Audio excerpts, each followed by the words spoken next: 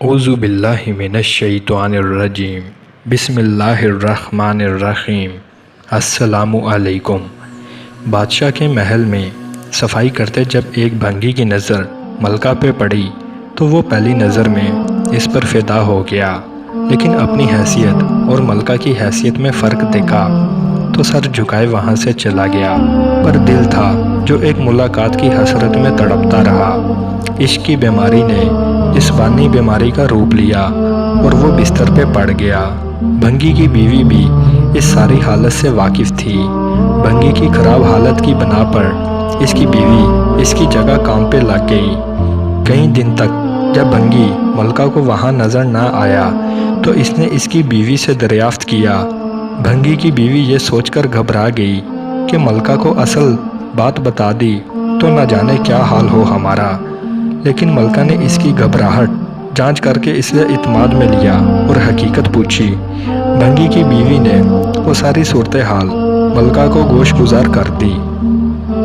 تب ملکہ نے اسے کہا کہ اس سے ملاقات کا یہی ایک راستہ ہے، تم اپنے شوہر سے جا کر کہہ دو کل وہ شہر سے باہر کسی رستے پہ بیٹھ جائے اور بس اللہ اللہ کرتا رہے، نہ تو کسی سے بات کرے اور نہ ہی کسی کا کوئی تحفہ قبول کرے۔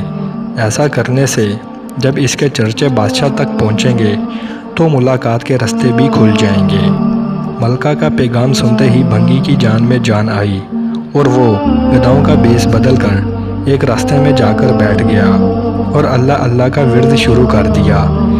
آنے جانے والے اس سے متاثر ہوئے اور نذرانے ساتھ لاتے، لیکن وہ سر نہ اٹھا کر کسی کو نہ دیکھتا نہ ہی کسی چیز کو ہاتھ لگاتا۔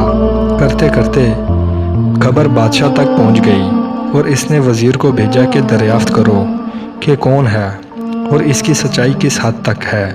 وزیر نے واپس جا کر بادشاہ سے اس کی بہت تعریف کی۔ بادشاہ فیض پانے کے غرض سے خود چل کر اس کے پاس گیا۔ جب ہر طرف اس کے چرچے ہونے لگے تو ملکہ نے بادشاہ سے اس نیک انسان کی زیارت کی خواہش ظاہر کی۔ بادشاہ نے اجازت دی۔ اس اثناء میں جب بھنگی کو اس بات کا احساس ہوا، اب تک وہ دل سے نہیں صرف ایک دنیاوی مقاصد کے تحت اللہ پاک کے نام کی تسبیح کر رہا تھا۔ وہ جھوٹا ہے، لیکن پھر بھی اللہ کی رحمت اس پر اس قدر ہے کہ لوگ اس کے سامنے جھک رہے ہیں۔ کیا بادشاہ اور کیا عام آدمی، سب ہی اس کی عزت کر رہے ہیں۔ یہ کرامات تو صرف زبان سے وہ پاک نام لینے کی ہیں، اگر سچے دل سے اس کے نام کی تسبیح کی جائے اور کتنی رحمتوں کا نزول اس پر ہوگا۔